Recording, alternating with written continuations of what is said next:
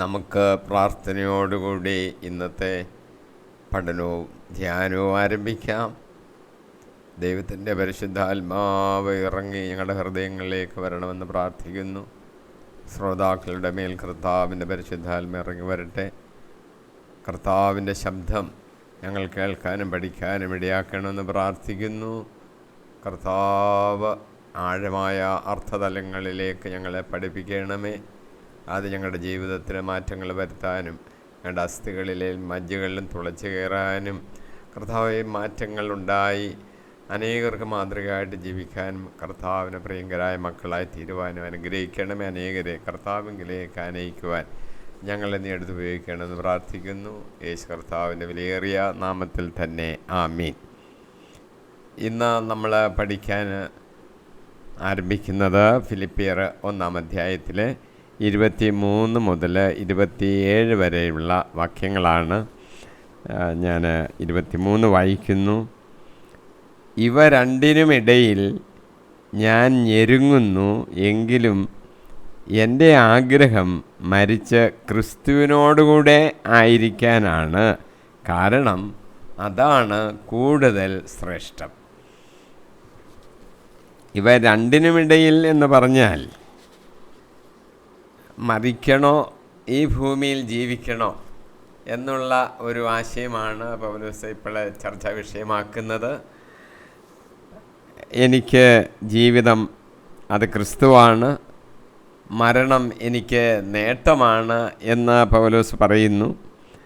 അതുകൊണ്ട് ഈ രണ്ട് കാര്യങ്ങൾ ഏത് തിരഞ്ഞെടുക്കണം, അത് പൗലോസ് ഇപ്പോൾ ഒരു തീരുമാനമെടുക്കുന്നതിൽ ഒരല്പം ഞെരുക്കുന്നുണ്ട്.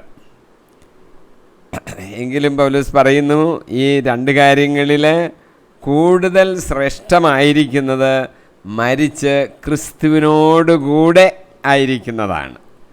അത് അദ്ദേഹത്തിന് അറിയാം. മരിച്ചതിന് ശേഷം ക്രിസ്തുവിനോടുകൂടെ ആയിരിക്കുന്ന ഒരവസ്ഥയെക്കുറിച്ചാണ് പൗലോസ് പറയുന്നത്. അല്ലാതെ ഇപ്പോൾ ഈ ജീവിതത്തിൽ ക്രിസ്തുവിനോടുകൂടി ആയിരിക്കുക ആ കാര്യത്തെക്കുറിച്ചല്ല. നമ്മളെല്ലാം ക്രിസ്തുവിനോട് കൂടെയാണ് ജീവിച്ചിരിക്കുമ്പോൾ തന്നെ. അതിനെക്കുറിച്ചല്ല പൗലോസ് ഇപ്പോൾ ഇവിടെ പറയുന്നത്. മരിച്ചു കഴിഞ്ഞിട്ട് ക്രിസ്തുവിനോടുകൂടി ആയിരിക്കുന്ന ഒരവസ്ഥയെക്കുറിച്ചാണ് പൗലോസ് ഇവിടെ സൂചിപ്പിക്കുന്നത്.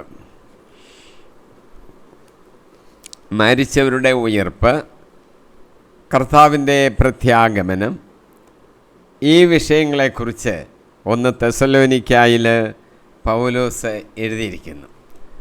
പൗലോസാണ് ക്രിസ്തുവിൻ്റെ 2ാമത്തെ വരവിൽ ഉള്ള പല കാര്യങ്ങളും ഉയർപ്പിനെ സംബന്ധിച്ചും നമ്മുടെ ശരീരത്തിൻ്റെ രൂപാന്തരീകരണത്തെ സംബന്ധിച്ചും ഒക്കെ പൗലോസ് വ്യക്തമായിട്ട് നമ്മളെ പഠിപ്പിക്കുന്നുണ്ട്. അതിലൊരു അധ്യായമാണ് 1 തെസ്സലോനിക്കയിലെ ഒരധ്യായം. 1 കൊരിന്ത്യർ 15-ാം അധ്യായത്തിൽ മരിച്ചവരുടെ ഉയർപ്പിനെക്കുറിച്ചൊക്കെ പൗലോസ് എഴുതുന്നുണ്ട്. ഈ വിഷയം നമ്മളെ പഠിപ്പിക്കുന്നത് കുറച്ചുകൂടെ വ്യക്തമായിട്ട് പഠിപ്പിച്ചിരിക്കുന്നത് പൗലോസാണ്. കർത്താവ് സ്വർഗത്തിൽ നിന്ന് ഇറങ്ങി വരും. ആ അവസരത്തിൽ ക്രിസ്തുവിൽ മരണമടഞ്ഞവർ ഉയർത്തെഴുന്നേൽക്കുന്നു. ഉയർത്തെഴുന്നേൽക്കുന്നത് എല്ലാവരും കൂടി ഒന്നിച്ചല്ല. ക്രിസ്തുവിൽ മരണമടഞ്ഞവർ ഉയർത്തെഴുന്നേൽക്കുന്നു. അപ്പോൾ കുറേ പേര് ഈ ഭൂമിയിൽ ജീവിച്ചിരിപ്പുണ്ട്. അങ്ങനെ ഇപ്പോൾ ജീവിച്ചിരിക്കുന്നവരായി അവശേഷിക്കുന്നവർ ആകാശത്തിൽ കർത്താവിനെ എതിരേൽക്കുവാനായി അവരോടുകൂടെ മേഘങ്ങളിൽ സംഭവിക്കപ്പെടും. കർത്താവ് ഇങ്ങോട്ട് വരികയാണല്ലോ, അവനെ എതിരേൽക്കണം. മുകളിലോട്ട് ചെന്നിട്ടാണ് എതിരേൽക്കുന്നത്. അതിനുവേണ്ടി നമ്മളെ മേഘങ്ങളിൽ അങ്ങോട്ട് സംഭവിക്കും. അങ്ങനെ നാം എപ്പോഴും കർത്താവിനോടുകൂടെ ആയിരിക്കുകയും ചെയ്യും. ഈ ഒരവസ്ഥയാണ് പൗലോസ് ആകാംക്ഷാപൂർവം ഉറപ്പോടുകൂടി പ്രതീക്ഷിച്ചുകൊണ്ടിരിക്കുന്നു എന്ന് പറഞ്ഞത്. 1 തെസ്സലോനിക്ക 5:10 ഇങ്ങനെ എഴുതിയിരിക്കുന്നു: ഉറക്കത്തിലും ഉണർവിലും നാം അവനോടൊന്നിച്ച് ജീവിക്കേണ്ടതിനാണ് അവൻ നമുക്ക് വേണ്ടി മരിച്ചത്. ഉറക്കത്തിലും ഉണർവിലും നാം അവനോടുകൂടെ ഒന്നിച്ച് ജീവിക്കേണ്ടതിനാണ്. അവൻ നമുക്ക് വേണ്ടി മരിച്ചത്. എന്നാൽ ഇപ്പോൾ ഈ മരണം വളരെ സമീപത്ത് ആയിരിക്കുന്നു എന്ന് പൗലോസ് മനസ്സിലാക്കുന്നു. നമുക്കെല്ലാവർക്കും ഒരു മരണമുണ്ടല്ലോ. ആ മരണം എപ്പോഴാണ് നമുക്കറിയത്തുമില്ല. അതുകൊണ്ട് ഏത് സമയത്തും ഒരുങ്ങിയിരിക്കാനാണ് കർത്താവും നമ്മളവിടെ പറഞ്ഞത്. പൗലോസ് നമ്മളതെ ഓർമ്മപ്പെടുത്തുന്നുണ്ട്. എന്നാൽ പൗലോസിനെ സംബന്ധിച്ച് തൻ്റെ ഈ ലോക ജീവിതത്തിൻ്റെ അവസാനമായി മരണം ഏതാണ്ട് അടുത്തിരിക്കുന്നു എന്ന് പൗലോസ് മനസ്സിലാക്കുന്നുണ്ട്. ക്രിസ്തുവിനോടുകൂടി മഹത്വത്തിലായിരിക്കുവാൻ അന്തിമ കാലഘട്ടത്തിലെ ഉയർത്തെഴുന്നേൽപ്പ് വരെ കാത്തിരിക്കണോ? ഇതാണ് പൗലോസിലൂടെ ചോദിക്കുന്നത്. എന്നാൽ അങ്ങനെ വേണമെന്നില്ല, അതിന് മറ്റൊരു സാധ്യതയുണ്ട് എന്ന് പൗലോസ് മനസ്സിലാക്കുന്നു. 2 കൊരിന്ത്യർ 5:2, 6 മുതൽ 8 വരെയുള്ള വാക്യങ്ങളിൽ പൗലോസ് ഇങ്ങനെ എഴുതിയിരിക്കുകയാണ്: വാസ്തവത്തിൽ ഞങ്ങളിവിടെ നെടുവീർപ്പ് വിടുകയും സ്വർഗീയ വസതി ധരിക്കുവാൻ വെമ്പൽ കൊള്ളുകയുമാണ്.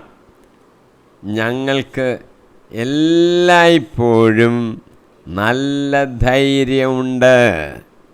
ഞങ്ങൾ ശരീരത്തിൽ വസിക്കുന്നിടത്തോളം കാലം കർത്താവിൽ നിന്ന് അകലെയാണെന്ന് ഞങ്ങൾ അറിയുന്നു. എന്തെന്നാൽ ഞങ്ങൾ നയിക്കപ്പെടുന്നത് വിശ്വാസത്താലാണ്, കാഴ്ചയാലെയല്ല. ഞങ്ങൾക്ക് നല്ല ധൈര്യമുണ്ട്. ഇപ്പോൾ ഈ ലോകത്തിലായിരിക്കുമ്പോൾ കർത്താവ് നമ്മുടെ കൂടെ ഉണ്ടെന്ന് നമുക്കറിയാം. കാഴ്ചയാലെ അല്ല, നമ്മൾ മനസ്സിലാക്കുന്നത് വിശ്വാസത്താലാണ്. എന്നാൽ കാഴ്ചയാൽ അങ്ങനെ കർത്താവിനോടുകൂടി ആയി സന്തോഷത്തിൻ്റെ ആ അനുഭവത്തിലിരിക്കുന്ന അവസ്ഥ ഇനി വരുന്നുണ്ട് താനും. കൊളോസ്സോസുകാർക്ക് എഴുതിയ ലേഖനം 3-ാം അധ്യായം 2-3 വാക്യങ്ങളിൽ ഭൂമിയിലുള്ള വസ്തുക്കളിലല്ല, പ്രത്യുത ഉന്നതത്തിൽ ഉള്ളവയിൽ ശ്രദ്ധിക്കുവീൻ. എന്തെന്നാൽ നിങ്ങൾ മൃതരായിരിക്കുന്നു, നിങ്ങളുടെ ജീവൻ ക്രിസ്തുവിനോടൊപ്പം ദൈവത്തിൽ നിഗൂഢമായി സ്ഥിതി ചെയ്യുന്നു. നമ്മൾ ഈ ഭൂമിയിൽ ജീവിക്കുമ്പോഴേ നമ്മുടെ ശ്രദ്ധ, ഇനി ആത്മീയരാണെന്ന് പറഞ്ഞാലും നമ്മുടെ ശ്രദ്ധയുടെ ഒരു പകുതി ഭാഗമെങ്കിലും ഈ ഭൂമിയിലെ ജീവിതത്തെ സംബന്ധിച്ചാണ്. നമ്മുടെ ശരീരത്തെ സംബന്ധിച്ച്, നമ്മുടെ കുടുംബത്തെ സംബന്ധിച്ച്, നമ്മുടെ മക്കളെ സംബന്ധിച്ച്, സമൂഹത്തിലെ കാര്യങ്ങളെ സംബന്ധിച്ച്, ബന്ധുജനങ്ങളെ സംബന്ധിച്ച് എല്ലാമൊക്കെ നമ്മൾ ചിന്തിച്ചുകൊണ്ടൊക്കെ ഇരിക്കുകയാണ്. പല പ്രശ്നങ്ങൾ നമ്മൾ അഭിമുഖീകരിക്കും. അതിനൊക്കെ എന്താണ് ചെയ്യേണ്ടത് എന്നൊക്കെ ആലോചിച്ചും വിഷമിച്ചും കഷ്ടപ്പെട്ടും ഒക്കെ നമ്മൾ കഴിഞ്ഞുകൂടുകയാണ്. പൗലോസ് ഇവിടെ പറയുന്നത് ഭൂമിയിലുള്ള വസ്തുക്കളിലല്ല, പ്രത്യുത ഉന്നതത്തിലുള്ളവയിൽ ശ്രദ്ധിക്കുവീൻ.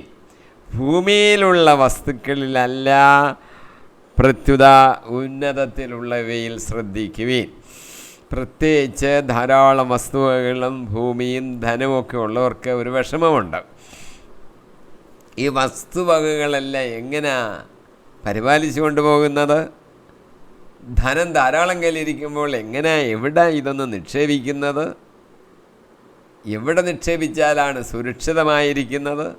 ഏത് ബാങ്കാണ് അതിന് ഏറ്റവും നല്ലത്? മറ്റേത് പരിപാടിയാണ് കൊള്ളാവുന്നത്? ഇങ്ങനെ ആലോചിച്ചുകൊണ്ടിരിക്കും. കർത്താവ് പറഞ്ഞിട്ടുണ്ട്, നിങ്ങളുടെ നിക്ഷേപം സ്വർഗത്തിലാക്കിക്കോളീൻ, തുരുമ്പ് നശിപ്പിക്കത്തില്ല, പുഴുക്കളൊന്നും എടുത്തുകൊണ്ട് പോകത്തില്ല. നിക്ഷേപമെല്ലാം അവിടെ അങ്ങ് വെക്കാനാ കർത്താവ് നമുക്ക് പറഞ്ഞു തന്നിരിക്കുന്ന കാര്യം. പൗലോസ് ഇവിടെ നമ്മളോട് പറയുന്നു, ഭൂമിയിലുള്ള വസ്തുക്കളിലല്ല, ഉന്നതത്തിലുള്ളവയിൽ ശ്രദ്ധിക്കുവീൻ. നമ്മുടെ ജീവന് ക്രിസ്തുവിനോടൊപ്പം ദൈവത്തിൽ നിഗൂഢമായി സ്ഥിതി ചെയ്യുന്നു. അത് നമ്മൾ ഒരു രഹസ്യം പോലാണ് പൗലോസ് നമുക്ക് പറഞ്ഞു തരിക.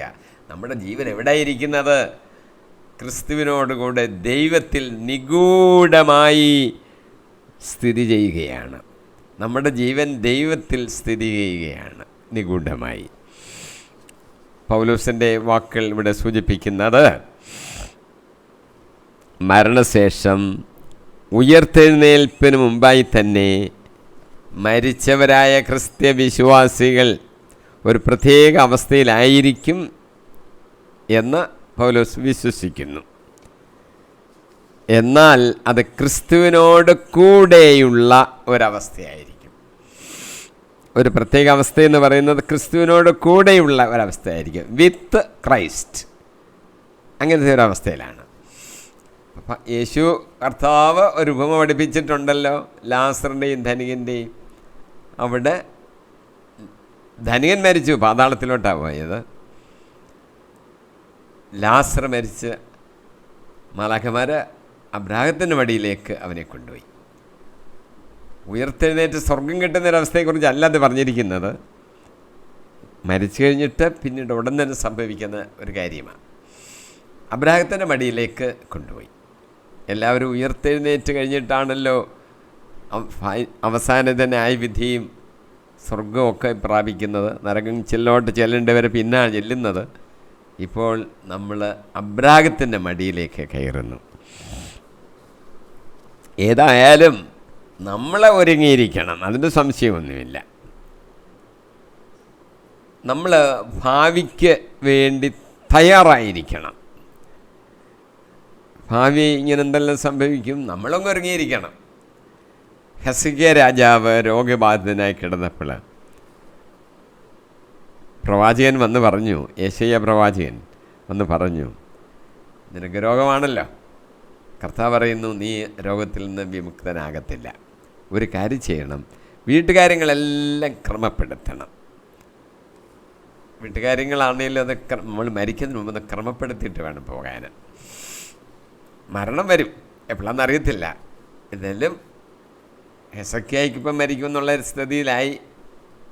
വീട്ടുകാര്യങ്ങളെല്ലാം ക്രമപ്പെടുത്തണം. നമ്മളെ സംബന്ധിച്ച് ചിന്തിച്ചാലേ, നമ്മൾ കുറച്ച് വസ്തുവകകളും കുറച്ച് ബാങ്കിൽ സേവിങ്സൊക്കെ കാണുമായിരിക്കും.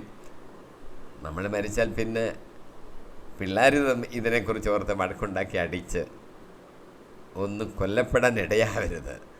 അവർ തമ്മിൽ വഴക്കുണ്ടാകാൻ ഇടയാകരുത്. അവർക്ക് വേണ്ടി വെച്ചിരിക്കുന്നത് അതിൻ്റെ ഷെയർ ചെയ്ത് നിയമപരമായിട്ട് അവർക്കും കൊടുത്തേക്കണം. അല്ല, അവർക്ക് കൊടുക്കണമെന്ന് ഞാൻ പറഞ്ഞെങ്കിലും അവർക്ക് കൊടുക്കണമെന്നും അല്ല, നമുക്ക് ഉദാരമായിട്ട് സംഭാവന ചെയ്യാവുന്ന ആർക്ക് ആണോ അർഹിക്കുന്നത് അവർക്ക് കൊടുക്കാം, നമ്മുടെ മനസ്സനുസരിച്ച്. മക്കൾ കൊടുക്കാനുള്ളത് മക്കൾക്കും. ഏതായാലും നമ്മളങ്ങ് മരിച്ചു കഴിഞ്ഞിട്ട് നമ്മുടെ ഭാവി തലമുറ അതിനെക്കുറിച്ച് വഴക്കുണ്ടാക്കാൻ ഇടയാകരുത്. അത് നമ്മൾ നേരത്തെ ക്രമീകരിക്കണം. യെശയ്യാ പ്രവാചകൻ ഹെസ്കിയാ രാജാവിനോട് പറയുന്നത്, നീ മരിക്കും തീർച്ചയാണ്. ദൈവം അത് പറഞ്ഞിട്ടുണ്ട്. നീ വീട്ടുകാര്യങ്ങളൊക്കെ ക്രമപ്പെടുത്തുക. അപ്പം നമ്മളിങ്ങനെയുള്ള കാര്യങ്ങളൊക്കെ ചെയ്യണം. 2 രാജാക്കന്മാർ 20:1 പറഞ്ഞിരിക്കുന്നു, ഹെസ്കിയാ രോഗബാധിതനായി മരണത്തോടെ അടുത്തു. ആമോസിൻ്റെ പുത്രൻ യെശയ്യാ പ്രവാചകൻ അടുത്ത് ചെന്ന് പറഞ്ഞു, കർത്താവ് അരുളി ചെയ്യുന്നു, നീ വീട്ടുകാര്യങ്ങൾ ക്രമപ്പെടുത്തുക, എന്തെന്നാൽ നീ മരിക്കും, സുഖം പ്രാപിക്കുകയില്ല. ആമോസ് പ്രവാചകന് 4-ാം അധ്യായം 12-ാം വാക്യത്തിൽ എഴുതിയിരിക്കുന്നു, അതുകൊണ്ട് ഇസ്രായേൽ ജനമേ, ഞാൻ നിങ്ങളോട് ഇത് ചെയ്യും. ഇസ്രായേൽ ജനമേ, നിങ്ങളുടെ ദൈവത്തിൻ്റെ സന്ദർശന ദിവസത്തിൽ ഒരുങ്ങിക്കൊള്ളുവീൻ. കർത്താവ് ഇനി ഒന്നുകൂടെ സന്ദർശിക്കും. അതിൻ്റെ കാര്യം അവിടെ പറയുന്നത്, ആ സന്ദർശന ദിവസം ഓർത്ത് നിങ്ങൾ ഒരുങ്ങിക്കൊള്ളുവീൻ. ആദ്യത്തെ പ്രാവശ്യം ഇസ്രായേൽ ജനത്തിൻ്റെ അടുത്ത് വന്നു, ഫലം കിട്ടുമെന്ന് വിചാരിച്ച് ഫലം കിട്ടിയില്ല. സിംബോളിക്കായിക്കിട്ട് ഇതിൻ്റെ സൂചനയായിട്ട് കർത്താവ് ഒരു കാര്യം ചെയ്തു. അത്തിമരം എന്ന് സൂചിപ്പിക്കുന്നത് ഇസ്രായേൽ ജനത്തെയാണ്. ഫലം തരാത്തൊരു അത്തിവൃക്ഷത്തിൻ്റെ കണ്ട് കർത്താവ് ഇനി മേലാൽ ഇതിൽ നിന്നാരും ഫലം പറിക്കാതിരിക്കട്ടെ ശപിച്ചു. അത് ഉണങ്ങിപ്പോയി. ഇത് സൂചനയായിട്ട് കർത്താവ് ചെയ്തൊരു കാര്യമാണെങ്കിലും ഇസ്രായേൽ ജനത്തെയാണത് കാണിക്കുന്നത് എന്ന് നമുക്ക് മനസ്സിലാക്കാൻ സാധിക്കും. അതുകൊണ്ട് ഒരുങ്ങിയിരുന്നോണം. സന്ദർശന ദിവസം ഫലം കാണിക്കത്തക്കോണം നമ്മൾ തയ്യാറായിരിക്കണം. മത്തായിയുടെ സുവിശേഷം 24:42 പറയുന്നു, നിങ്ങളുടെ കർത്താവ് ഏത് ദിവസം വരുമെന്ന് അറിയാത്തത് കൊണ്ട് നിങ്ങൾ ജാഗരൂകരായിരിക്കുവിൻ. കർത്താവിനെ നേരത്തെ നമ്മളോട് അങ്ങ് അറിയിക്കാമായിരുന്നില്ല, ഇന്ന ഡേറ്റിൽ ഇന്ന സമയത്ത് വരാമെന്ന്. അങ്ങനെ പറഞ്ഞിരുന്നാലേ ആ സമയത്ത് അങ്ങ് ഒരുങ്ങി നിന്നാൽ മതിയായിരുന്നല്ലോ. അങ്ങനെയല്ല, നമ്മളുടെ ജീവിതം മുഴുവനും കർത്താവിൻ്റെ വരവിന് വേണ്ടി നമ്മൾ ഒരുങ്ങിയിരിക്കണം. എന്ന് പറഞ്ഞാൽ നമ്മളെ വിശുദ്ധരായിട്ട് സൂക്ഷിക്കണമെന്നാണ് ഒരുങ്ങിയിരിക്കുക എന്ന് പറയുന്നതിൻ്റെ അർത്ഥം. നമ്മൾ ഒരുങ്ങിയിരിക്കണമെന്നാണ്, നല്ല ശുദ്ധരായിട്ട് കളങ്കരഹിതരായിട്ട് കർത്താവ് വരുമ്പോൾ ഒന്നിച്ച് പെട്ടെന്ന് കർത്താവിനോടുകൂടി എടുക്കപ്പെടത്തക്കവണ്ണം നമ്മൾ വിശുദ്ധരായിരിക്കണം, ഒരുങ്ങിയിരിക്കുവീൻ. ലൂക്കോസ് സുവിശേഷനും ഇത് നമ്മളെ ഓർമ്മപ്പെടുത്തുന്നുണ്ട്. 12-ാം അധ്യായം 35-36 വാക്യങ്ങൾ. നിങ്ങൾ അരമുറുക്കിയും വിളക്ക് കത്തിച്ചും ഇരിക്കുവീൻ. തങ്ങളുടെ യജമാനൻ കല്യാണ വിരുന്ന് കഴിഞ്ഞ് മടങ്ങി വന്ന് മുട്ടുന്ന ഉടനെ തുറന്നു കൊടുക്കുവാൻ അവൻ്റെ വരവും കാത്തിരിക്കുന്നവരെ പോലെ ആയിരിക്കുവീൻ. വിളക്ക് കത്തിച്ച് വെക്കണം, അരമുറുക്കിയിരിക്കണം, വിളക്ക് കത്തിച്ച് വെക്കണം. വിളക്ക് കത്തിച്ച് വെക്കുന്നത് പരിശുദ്ധാത്മാവിനെ കുറിക്കുന്ന കാര്യങ്ങളാണെന്നൊക്കെ വ്യാഖ്യാനിച്ച് നമുക്ക് മനസ്സിലാക്കാം. അതിൽ എണ്ണയുണ്ടായിരിക്കണം, കത്തിച്ച് വെച്ചിരിക്കണം, അനേകർക്ക് മാതൃകയായിരിക്കണം. ഇങ്ങനെയുള്ളൊരു ജീവിതമാണ് നമുക്ക് വേണ്ടത്. ആത്മീയ ശുശ്രൂഷകളെ സംബന്ധിച്ച് ചിന്തിച്ചാലും ആ രീതിയിൽ നമ്മൾ ഒരുങ്ങിയിരിക്കണം. തീത്തോസ് 3:1 പൗലോസ് എഴുതിയിരിക്കുകയാണ്, ഭരണകർത്താക്കൾക്കും മറ്റധികാരികൾക്കും കീഴ്പ്പെട്ടിരിക്കാനും അനുസരണമുള്ളവരായിരിക്കുവാനും സത്യസന്ധമായ ഏതൊരു ജോലിക്കും സന്നദ്ധരായിരിക്കുവാനും നീ ജനങ്ങളെ ഓർമ്മിപ്പിക്കുക. ക്രിസ്തുവിൻ്റെ സാന്നിധ്യം അതനുഭവിക്കാനാണല്ലോ പൗലോസിങ് താല്പര്യപ്പെട്ടിരിക്കുന്നത്. അതിൽ നമുക്കൊരു സന്തോഷമുണ്ടാകും. ഇന്ന് നമ്മൾ കാഴ്ചയാലല്ല വിശ്വാസത്താലാണ്. അന്ന് കാഴ്ചയാൽ നമ്മൾ കർത്താവിനെ കാണും. ഏതായാലും അതൊരു സന്തോഷത്തിൻ്റെ അനുഭവമാണ്. യോഹന്നാൻ സുവിശേഷം 14:3 യേശു കർത്താവ് പറയുകയാണ്, ഞാൻ പോയി നിങ്ങൾക്ക് സ്ഥലം ഒരുക്കി കഴിയുമ്പോൾ ഞാനായിരിക്കുന്നിടത്ത് നിങ്ങളുമായിരിക്കേണ്ടതിന് ഞാൻ വീണ്ടും വന്ന് നിങ്ങളെയും കൂട്ടിക്കൊണ്ട് പോകും. കർത്താവ് ഒരു പ്രാവശ്യം വന്നല്ലോ, വീണ്ടും വരുന്ന കാര്യത്തെക്കുറിച്ച് കർത്താവ് തന്നെ ഇവിടെ പറഞ്ഞിട്ടുണ്ട്. എന്തിനാ നമ്മളെ കൂട്ടിക്കൊണ്ടുപോകാൻ? കർത്താവ് 2 പ്രാവശ്യം വരുന്നുണ്ടെന്നുള്ള ആ ഒരു കാര്യം നമ്മൾ കർത്താവിൻ്റെ വായിൽ നിന്ന് തന്നെ നമ്മളിപ്പം കേട്ടു. 2 കൊരിന്ത്യർ 5:8 പറഞ്ഞിരിക്കുന്നു, ശരീരത്തിൽ നിന്ന് അകന്നിരിക്കാനും കർത്താവിനോട് അടുത്തിരിക്കാനും ഞങ്ങൾ ആഗ്രഹിക്കുന്നു. പൗലോസ് പറയുകയാണ്, കർത്താവിനോട് അടുത്തിരിക്കുമ്പോൾ ശരീരത്തിൽ നിന്ന് അകന്നിരിക്കണം. നമുക്ക് ഉയർപ്പിൽ ഒരു സ്വർഗീയ ശരീരമാണ് ലഭിക്കുന്നത്. ഇപ്പോൾ ശരീരത്തിൽ നിന്ന് അകന്നിരിക്കുക എന്ന് പറയുമ്പോൾ മരണത്തെക്കുറിച്ചാണ് സൂചിപ്പിക്കുന്നത്. കർത്താവിൻ്റെ സന്നിധിയിലായിരിക്കാൻ പൗലോസ് വളരെയധികം ആഗ്രഹിക്കുന്നു. നമ്മളും അങ്ങനെ ആഗ്രഹിക്കണം. ഈ വിശുദ്ധന്മാർക്കൊരു മഹുദ്ധീകരണമുണ്ട്, ഒരു തേജസ്കരണമുണ്ട്. അത് നമ്മൾ പ്രതീക്ഷിച്ചിരിക്കണം. മത്തായി 13:43 ഇങ്ങനെ എഴുതിയിരിക്കുന്നു, അപ്പോൾ നീതിമാന്മാർ തങ്ങളുടെ പിതാവിൻ്റെ രാജ്യത്തിൽ സൂര്യനെ പോലെ പ്രശോഭിക്കും. ചെവിയുള്ളവൻ കേൾക്കട്ടെ. കർത്താവ് ഒത്തിരി കാര്യങ്ങൾ പഠിപ്പിക്കുക, പലരും മനസ്സിലാക്കുന്നില്ല.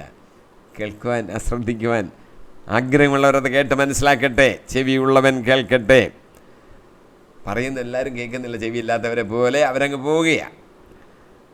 ഇവിടെ പറഞ്ഞിരിക്കുന്നത് നീതിമാന്മാർ തങ്ങളുടെ പിതാവിൻ്റെ രാജ്യത്തിൽ സൂര്യനെ പോലെ പ്രകാശിക്കും. ഇന്നത്തെ പോലെ ദുഃഖവും കഷ്ടതകളും രോഗവുമായിട്ടല്ല, സൂര്യനെ പോലെ പ്രശോഭിക്കുന്ന ഒരു നാള് നമ്മൾ ആഗ്രഹിച്ച് പ്രതീക്ഷിച്ചുകൊണ്ടിരിക്കുകയാണ്.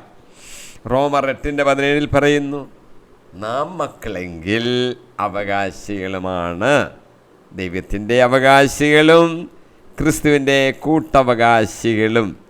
എന്തെന്നാൽ അവനോടൊപ്പം ഒരിക്കൽ മഹത്വപ്പെടേണ്ടതിന് ഇപ്പോൾ അവനോടുകൂടെ നാം പീഡ അനുഭവിക്കുന്നു. നാം മക്കളാണെന്നുള്ള കാര്യം നമ്മൾ മറന്നു പോകരുത്. മക്കളാണോ എന്ന് സംശയം ആർക്കും വരരുത്. നാം മക്കളാണ്. മക്കളാണെങ്കിൽ അവകാശികളുമാണ്. കർത്താവ് സമ്പാദിച്ചു വച്ചിരിക്കുന്നതെല്ലാം മക്കൾക്ക് കൊടുക്കാനാണ്. അപ്പോൾ നമുക്ക് കിട്ടും. അവകാശികളുമാണ് എന്ന കാര്യം നമ്മൾ നന്നായിട്ടങ്ങ് ഓർത്തിരിക്കണം. ഞാൻ മക്കളുടെ കൂട്ടത്തിൽ പെടുന്നു, ഞാനൊരു മകനാണ്, ഞാനൊരു മകളാണ് എന്നെല്ലാവരും മനസ്സിലാക്കണം. അവകാശികളുമാണ്, കാരണം മക്കളാണെങ്കിൽ അവകാശികളുമാണ്. അത് നമ്മൾ ഓർക്കണം. അവകാശം നമ്മൾ നഷ്ടപ്പെടുത്തി കളയരുത്. അവകാശത്തെക്കുറിച്ച് അറിയാതെയും ഇരിക്കരുത്. ചില മാതാപിതാക്കന്മാർ വളരെ സമ്പാദിച്ച വസ്തുവകളൊക്കെ അങ്ങ് ഒത്തിരി സമ്പാദിച്ച് ഒക്കെ അങ്ങ് ഇടും, മക്കൾക്ക് കൊടുക്കാൻ വേണ്ടിയാണ്.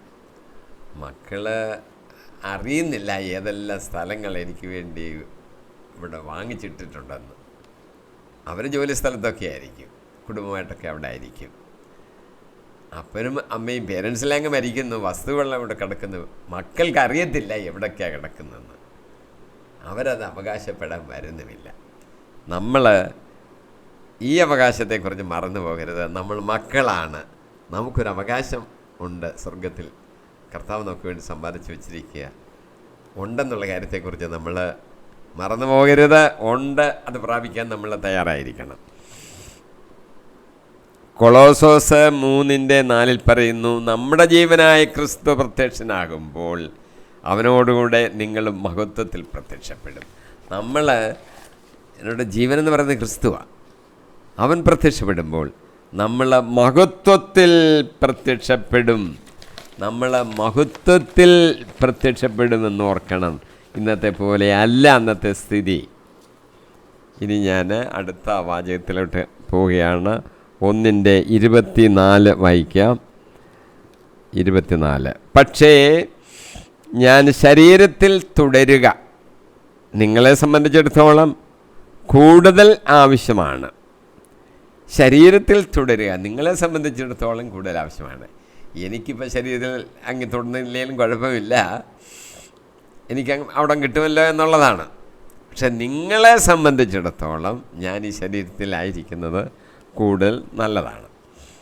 ശരീരത്തിൽ തുടരുക എന്ന് പറഞ്ഞാൽ ശരീരമുള്ളവനായിട്ട് ഇൻ ദ ഫ്ലഷ് അല്ലെ ഇൻ ദ ബോഡി എന്ന് വെച്ചാൽ നമ്മൾ ഇപ്പോൾ ആയിരിക്കുന്ന ആ ഒരു ക്രമത്തിൽ ഇവിടെ ഈ ഭൂമിയിൽ ആയിരിക്കുക, അത് നല്ലതാണെന്ന് എന്ന് പറഞ്ഞാൽ നമ്മുടെ ജീവിതം തുടരുക എന്ന അതിൻ്റെ അർത്ഥം. നിങ്ങളെ സംബന്ധിച്ച് നല്ലതാണെന്ന് പറഞ്ഞാൽ ഫിലിപ്പിയർക്ക് എഴുതുന്ന ലേഖനമാണ്. ഫിലിപ്പിയർക്ക് മാത്രം ഉദ്ദേശിച്ചല്ല പറയുന്നത്, ക്രിസ്തീയ വിശ്വാസികൾക്കെല്ലാം. ഇവിടെ പൗലോസ് അല്ലെങ്കിൽ നമ്മളൊക്കെ ജീവിച്ചിരിക്കുന്നത് നല്ലതാണ്. കാരണം അവർക്ക് കൂടുതൽ ആത്മീയമായ കാര്യങ്ങളെ പഠിപ്പിക്കുകയും പറഞ്ഞു കൊടുക്കുകയും ചെയ്യാമല്ലോ, അതാണ് ഉദ്ദേശിക്കുന്നത്. പൗലോസിന് സഭയോടൊരു സ്നേഹമുണ്ട്, അതുകൊണ്ട് ഇതൊക്കെ പറയുന്നത്. എനിക്ക് കുറച്ച് ആളിനോട് ഇവിടെ ഇരുന്ന് കഷ്ടപ്പാടുകൾ സഹിക്കേണ്ടി വന്നാലും നിങ്ങൾക്ക് നല്ലതാണ്, അതുകൊണ്ട് ഇവിടെ ഇരിക്കാം. ആ സഭയോടുള്ള സ്നേഹമാണ് കാണിക്കുന്നത്. എഫേസോസ് ലേഖനത്തിലെ പൗലോസ് ഇങ്ങനെ എഴുതിയിട്ടുണ്ട്. എഫേസോസ് 1:15-16 വാക്യങ്ങൾ. കർത്താവായ യേശുവിനുള്ള നിങ്ങളുടെ വിശ്വാസത്തെയും എല്ലാ വിശുദ്ധരോടും നിങ്ങൾ പ്രകടിപ്പിക്കുന്ന സ്നേഹത്തെയും കുറിച്ച് കേട്ട നാൾ മുതൽ എൻ്റെ പ്രാർത്ഥനകളിൽ നിങ്ങളെ അനുസ്മരിക്കുകയും നിങ്ങളെ പ്രതി ദൈവത്തിന് കൃതജ്ഞത അർപ്പിക്കുകയും ചെയ്യുന്നതിൽ നിന്ന് ഞാൻ വിരമിച്ചിട്ടില്ല. അവരുടെ വിശ്വാസം കണ്ടപ്പോൾ പൗലോസിന് സന്തോഷമായി. അതുകൊണ്ട് നിങ്ങളെ അനുസ്മരിക്കുന്നു, നിങ്ങളെ പ്രാർത്ഥനയിൽ ഓർക്കുന്നു. ആ കാര്യത്തിൽ ഞാൻ വിരമിച്ചിട്ടില്ല, അത് ചെയ്തുകൊണ്ടേയിരിക്കുകയാണ്. ഫിലിപ്പിയ ലേഖനത്തിൽ തന്നെ 4-1 വാക്യം പറയുന്നു, ആകയാൽ പ്രിയപ്പെട്ടവരെ, ഞാൻ കാണാൻ ആഗ്രഹിക്കുന്ന എൻ്റെ സന്തോഷവും കിരീടവുമായ വത്സല സഹോദരരെ, നിങ്ങൾ കർത്താവിൽ ഉറച്ചു നിൽക്കുവീൻ. ഫിലിപ്പിയിലെ ആൾക്കാരെ പൗലോസ് വിളിക്കുന്നത് എൻ്റെ പ്രിയപ്പെട്ടവർ, ഞാൻ കാണാൻ ആഗ്രഹിക്കുന്ന എൻ്റെ സഹോദരന്മാരാ നിങ്ങൾ, എൻ്റെ സന്തോഷമാണ് നിങ്ങൾ, എൻ്റെ കിരീടമാണ് നിങ്ങൾ. പൗലോസിൻ്റെ കിരീടം എന്ന് പറയാൻ കാരണം പൗലോസ് അവരുടെ ഇടയിൽ നമ്മുടെ ഇടയിൽ പ്രവർത്തിച്ചു, അതിൻ്റെ സമ്മാനമായിട്ടൊരു കിരീടം കിട്ടും. നീതിയുടെ കിരീടം എന്നൊക്കെ പൗലോസ് അതിനെ വിശേഷിപ്പിക്കുന്നുണ്ട്. ആ കിരീടം നിങ്ങൾ തന്നെയാണ്, നിങ്ങൾ എൻ്റെ കിരീടമാണെന്ന്. ഞാൻ 25 വാക്യത്തിലോട്ട് കയറുകയാണ്. നിങ്ങളുടെ അഭിവൃദ്ധിക്കും വിശ്വാസത്തിലുള്ള സന്തോഷത്തിനുമായി ഞാൻ തുടർന്നും ജീവിക്കുമെന്നും നിങ്ങളെല്ലാവരെയും കൂടെ ആയിരിക്കുമെന്നും എനിക്ക് അറിയാം.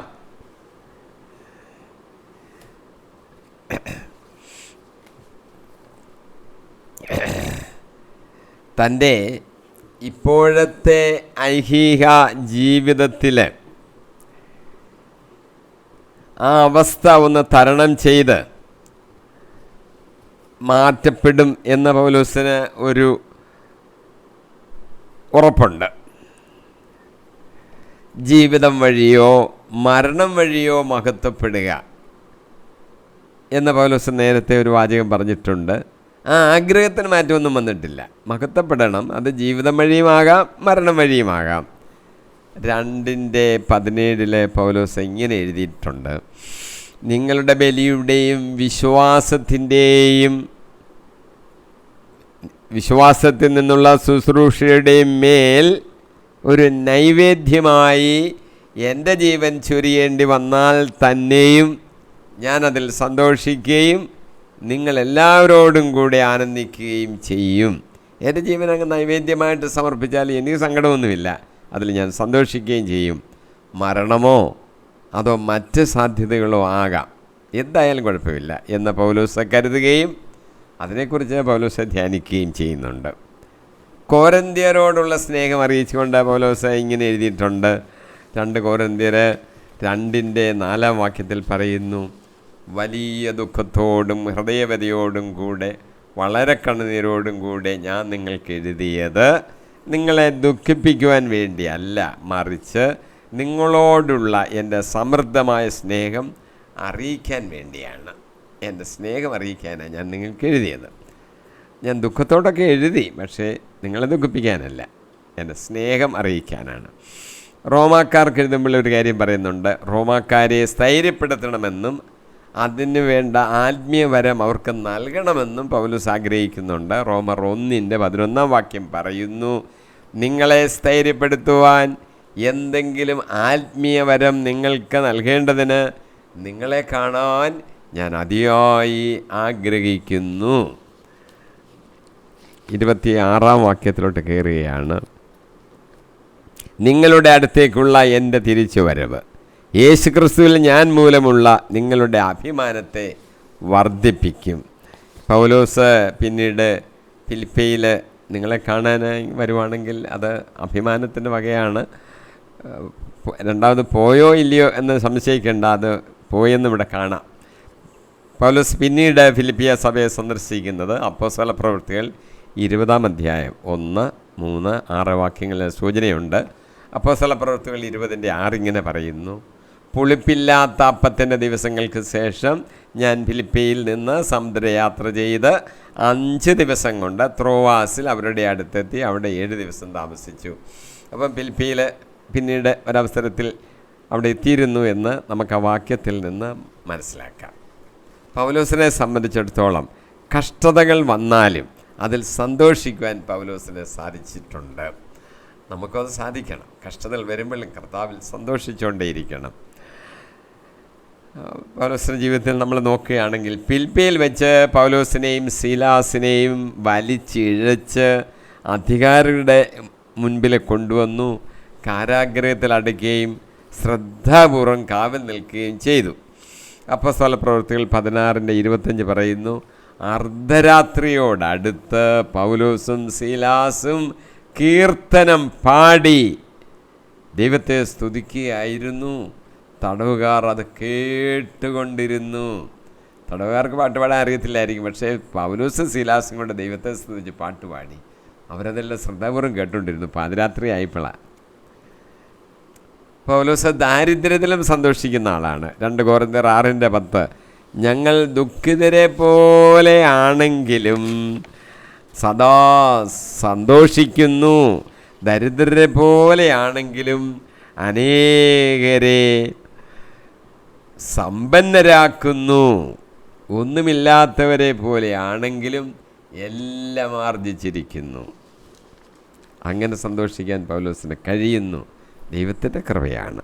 27 വാക്യം: ഞാൻ നിങ്ങളെ വന്ന് കണ്ടാലും നിങ്ങളിൽ നിന്ന് ദൂരസ്ഥനായിരുന്നാലും നിങ്ങൾ ഒരേ ആത്മാവോടും ഒരേ മനസ്സോടും കൂടെ ഉറച്ചു നിന്ന് സുവിശേഷത്തിലുള്ള വിശ്വാസത്തിന് വേണ്ടി പോരാടുന്നുവെന്ന് നിങ്ങളെക്കുറിച്ച് കേൾക്കുവാൻ തക്കവണ്ണം ക്രിസ്തുവിൻ്റെ സുവിശേഷത്തിന് യോഗ്യമായ രീതിയിൽ നിങ്ങൾ ജീവിക്കണം എന്ന് മാത്രം പൗലോസിൻ്റെ ആഗ്രഹമാണ് നമ്മളെക്കുറിച്ചും ഫിലിപ്പിയരെക്കുറിച്ചും. തൻ്റെ വ്യക്തിപരമായ സാഹചര്യം ഒന്ന് വിശദീകരിച്ചിട്ട് പൗലോസ് ഫിലിപ്പിയരോട് ആഹ്വാനം ചെയ്യുന്നത് ഉറച്ചു നിൽക്കാനും ഐക്യം, താഴ്മ, നിസ്വാർത്ഥമായ അനുസരണം എന്നിവ പുലർത്താനുമാണ്. അവർ കർത്താവിന് സാക്ഷ്യം നൽകുമ്പോൾ പൗലോസിനെ മാതൃകയാക്കണം. അക്കരെ എടുത്ത് പറയുന്നു. അവരോട് സുവിശേഷം അറിയിക്കുകയും സുവിശേഷത്തിൻ്റെ ശക്തിയിലേക്ക് അവരെ കൊണ്ടുവരികയും ചെയ്തതിൽ അതുകൊണ്ട് ഇക്കാര്യം അവരുടെ സാമൂഹിക പെരുമാറ്റത്തിൽ പ്രകടമാകണം. സുവിശേഷത്തിൻ്റെ ശക്തിയിലേക്ക് അവരെ പൗലോസാണ് കൊണ്ടുവന്നത്. അത് സാമൂഹിക പെരുമാറ്റത്തിൽ അത് പ്രതിഫലിക്കണം. തൻ്റെ ആഹ്വാനത്തിൽ ഒന്നാമതായി ഉപദേശിക്കുന്നത് അവർ ഉറപ്പുള്ളവരായിരിക്കണമെന്നാണ്. അവരുടെ സ്ഥാനങ്ങളിൽ അവർ ഈ പട്ടാളക്കാരെ പോലെ ഉറപ്പുള്ളവരായിരിക്കണം. 1 കൊരിന്ത്യർ 16:13 പറയുന്നു, നിങ്ങൾ ജാഗരൂകരായിരിക്കുവിൻ, വിശ്വാസത്തിൽ ഉറച്ചു നിൽക്കുവിൻ, പൗരുഷവും കരുത്തും ഉള്ളവരായിരിക്കുവിൻ. ഗലാത്യ 5:1 പറയുന്നു, സ്വാതന്ത്ര്യത്തിലേക്ക് ക്രിസ്തു നമ്മെ മോചിപ്പിച്ചു, അതുകൊണ്ട് നിങ്ങൾ സ്ഥിരതയോടെ നിൽക്കുവിൻ. അടിമത്തത്തിന് നുഖത്തിന് ഇനി നിങ്ങൾ വിധേയരാകരുത്. അടിമത്തത്തിന് നുഖത്തിന് വിധേയരാകരുത്. ഒരു വിശ്വാസി എങ്ങനെയാണ് നടക്കേണ്ടത്? നമുക്കറിയണമല്ലോ നമ്മളെങ്ങനെ നടക്കേണ്ടതെന്ന്. അതിൽ ബൈബിൾ വിശദീകരിച്ചിട്ടുണ്ട്. 1, സ്നേഹത്തിലും വിശ്വാസത്തിലും വിശുദ്ധിയിലും മാതൃകയായിരിക്കണം. 3 വാക്ക് ഓർത്തോണം. സ്നേഹത്തിലും വിശ്വാസത്തിലും വിശുദ്ധിയിലും നമ്മൾ മറ്റുള്ളവർക്ക് മാതൃകയായിരിക്കണം. 1 തിമോഥെയോസ് 4:12 വാക്കുകളിലും പെരുമാറ്റത്തിലും സ്നേഹത്തിലും വിശ്വാസത്തിലും വിശുദ്ധിയിലും നീ വിശ്വാസികൾക്ക് മാതൃകയായിരിക്കണം. യാക്കോബ് അപ്പോസ്തലൻ എഴുതിയിരിക്കുന്നു 3:13 നിങ്ങളിൽ ജ്ഞാനിയും വിവേകിയുമായവൻ ആരാണ്? അവൻ നല്ല പെരുമാറ്റം വഴി വിവേകജന്യമായ വിനയത്തോടെ തൻ്റെ പ്രവൃത്തികളെ മറ്റുള്ളവർക്ക് കാണിച്ചു കൊടുക്കട്ടെ. രണ്ടാമതൊരു കാര്യം, അനുചിതമായി പെരുമാറരുത്. 1 കൊരിന്ത്യർ 13:5 സ്നേഹം അനുചിതമായി പെരുമാറുന്നില്ല, സ്വാർത്ഥമന്വേഷിക്കുന്നില്ല, കോപിക്കുന്നില്ല, വിദ്വേഷം പുലർത്തുന്നില്ല. എഫേസോസ് 4:1 തന്നെ പൗലോസ് പറഞ്ഞിരിക്കുന്നു, നിങ്ങൾക്ക് ലഭിച്ച വിളിക്ക് യോഗ്യമായ ജീവിതം നയിക്കുവിൻ.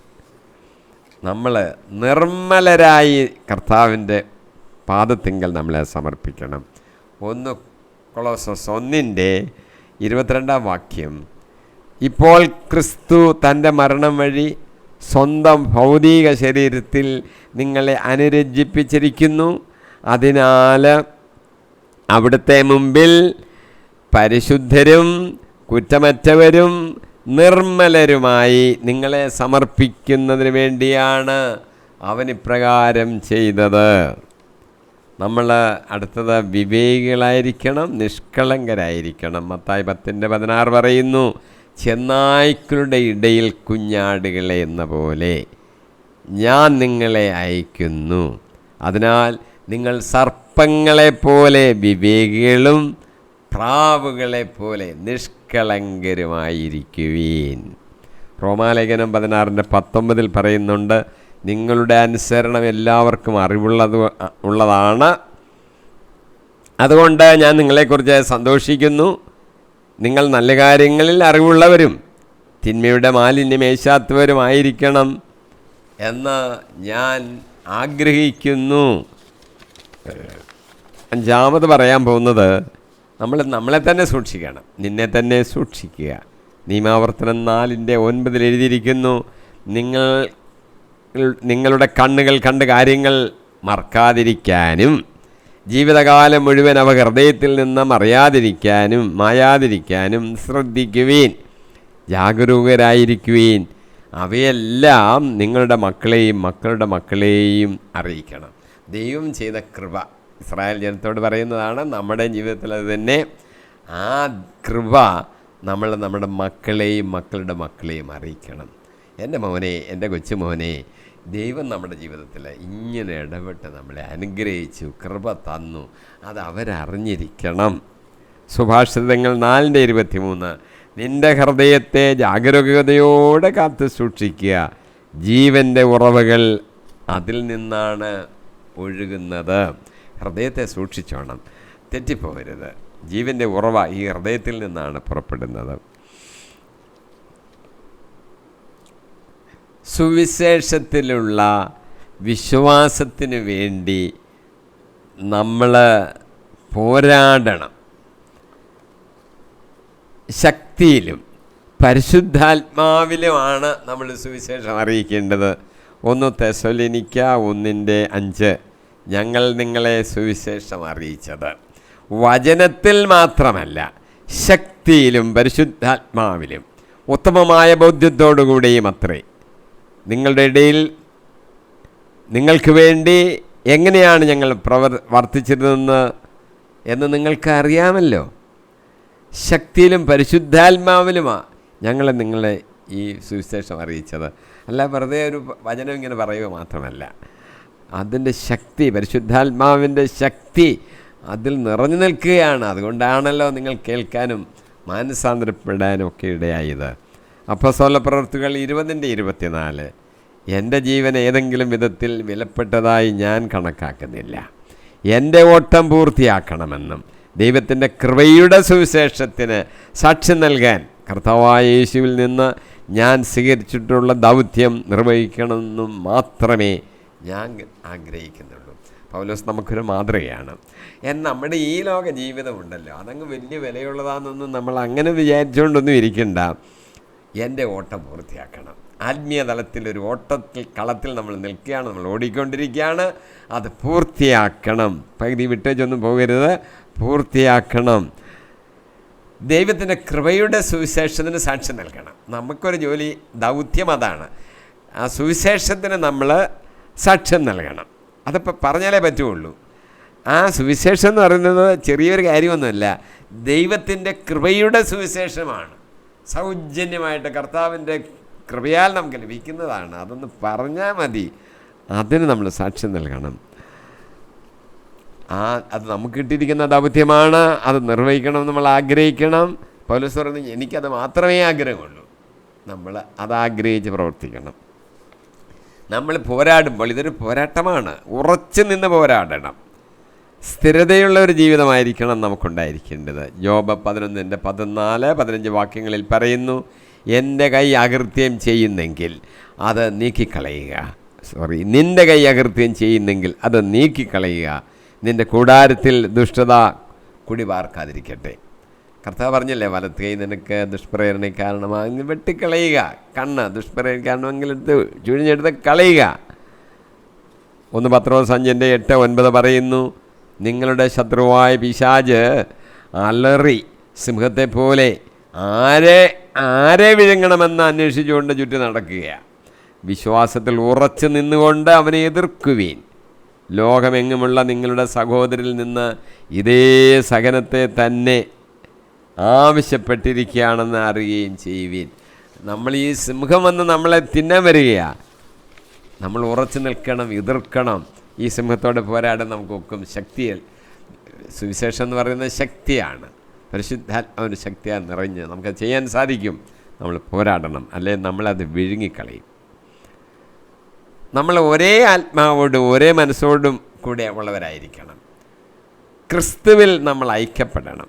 റോമാർ 12:5 പറയുന്നു, നാം പലരാണെങ്കിലും ക്രിസ്തുവിൽ ഏക ശരീരമാണ്, എല്ലാവരും പരസ്പരം ബന്ധപ്പെട്ട അവയവങ്ങളുമാണ്. നമ്മളൊരു ശരീരമാണ്, നമ്മൾ ഓരോരുത്തരും അവയവങ്ങൾ മാത്രമാണ്. നമ്മളെല്ലാം കൂടി ചേരുമ്പോഴാണ് ഒരു ശരീരമാകുന്നത്. ഗലാത്യർ 3:28 പറയുന്നു, യഹൂദനെന്നോ ഗ്രീക്കുകാരനെന്നോ അടിമയെന്നോ സ്വതന്ത്രനെന്നോ പുരുഷനെന്നോ സ്ത്രീയെന്നോ വ്യത്യാസമില്ല, നിങ്ങളെല്ലാവരും യേശുക്രിസ്തുവിൽ ഒന്നാണ്. യഥാർത്ഥ ഭക്തിയുടെ അടയാളമാണ് ഐക്യമെന്ന് പറയുന്നത്. ശത്രുത്വം, ഭിന്നത, ഇതെല്ലാം അങ്ങ് മറക്കും ഐക്യമുണ്ടെങ്കിൽ. യേശയ്യാ 11:13 എഴുതിയിരിക്കുന്നു, എഫ്രായിം യൂദായോട് അസൂയ പുലർത്തുകയോ യൂദാ എഫ്രായിമിനെ അലട്ടുകയോ ഇല്ല. കാര്യം അവർ ഐക്യപ്പെട്ടിരിക്കുക, ഒന്നിച്ച് പാടാൻ സാധിക്കും. അതാണ് ഐക്യത്തിനൊരു ഗുണം. യേശയ്യാ 52:8 പറയുന്നു, ശ്രദ്ധിക്കുക, നിന്റെ കാവൽക്കാർ സ്വരമുയർത്തുന്നു, അവർ സന്തോഷത്തോടെ ഒരുമിച്ച് പാടുന്നു. കർത്താവ് സിയോനിലേക്ക് തിരികെ വരുന്നത് അവർ നേരിട്ട് കാണുന്നു. ഒന്നിച്ച് പാടുന്നൊരു സമയം. വിശ്വാസികളെ ഏകീഭവിക്കാനുള്ള ഒരു പ്രധാന കാര്യം എന്ന് പറയുന്നത് ഈ പശ്ചാത്താപമാണ്. പശ്ചാത്താപം ഉണ്ടെങ്കിൽ വിശ്വാസികൾക്ക് ഏകീഭവിക്കാൻ സാധിക്കും. ജെറമിയ 3:18 എഴുതിയിരിക്കുന്നു, ആ ദിവസങ്ങളിൽ യൂദാ കുടുംബം ഇസ്രായേൽ കുടുംബത്തോട് ചേരും. അവർ ഒരുമിച്ച് വടക്ക് നിന്ന് പുറപ്പെട്ട് നിങ്ങളുടെ പിതാക്കന്മാർക്ക് അവകാശമായി ഞാൻ കൊടുത്ത ദേശത്ത് വരും. ഇനി യൂദാ ഇസ്രായേൽ എന്നുള്ള ഭിന്നിപ്പൊന്നുമില്ല, ഒന്നിച്ച് അവർ ഞാൻ കൊടുത്തിരിക്കുന്ന അവകാശത്തിലേക്ക് അവർ വരും. കർത്താവ് തന്നെ ഒരു കാര്യം പറഞ്ഞിരിക്കുന്നു, ഒടുവിൽ ഒരു ആട്ടിൻകൂട്ടമാകും.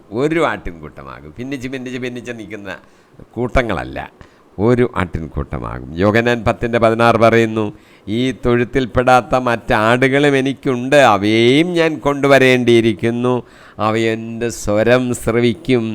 അങ്ങനെ ഒരു ആട്ടിൻപറ്റവും ഒരിടയനുമാകും. ഇടയൻ കർത്താവായ യേശു തന്നെയാണ്, നല്ല ഇടയൻ. ഒരു ആട്ടിൻപറ്റം കർത്താവായ യേശു ക്രിസ്തു ഇടയനായിരുന്നുകൊണ്ട് നമ്മളൊരു ആട്ടിൻപറ്റമായി മാറും. എങ്ങനെയാണത് സംഭവിക്കുന്നത്?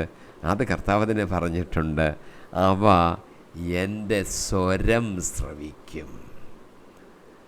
കർത്താവിൻ്റെ സ്വരം ശ്രവിക്കാതെ ഈ തൊഴുത്തിലേക്ക് ഒന്നിച്ചു കൂടുവാൻ ആർക്കും സാധ്യമല്ല. ഒരു വലിയ മാർക്കറ്റ് പ്ലേസ് അല്ല, ഒരു സമ്മേളനമല്ല, ജനങ്ങളെല്ലാം കൂടെ കൂടുന്ന ഒരു സമ്മേളന സ്ഥലമല്ല സഭയെന്ന് പറയുന്നത്. ഈ ആട്ടിൻ തൊഴുത്ത് എന്ന് പറയുന്നത് കർത്താവിൻ്റെ സ്വരം കേട്ടവരാണ് ആ തൊഴുത്തിലേക്ക് വന്നു ചേരുന്നത്. അവരെല്ലാം കൂടെ ചേരുന്നതിനെയാണ് ഒരു ആട്ടിൻ കൂട്ടം, ഒരു തൊഴുത്ത് എന്ന് പറയുന്നത്. എല്ലാവരും കൂടെ ഐക്യപ്പെട്ടു. അവിടെ പ്രാർത്ഥന അവിടെ പള്ളിയിലും ചൊല്ലാം, ഈ പ്രാർത്ഥന നാളത്തെ പ്രാർത്ഥന മറ്റേ പള്ളിയിലും ചൊല്ലാം. അങ്ങനെ പറയുന്നതല്ല ഐക്യം എന്ന് പറയുന്നത്.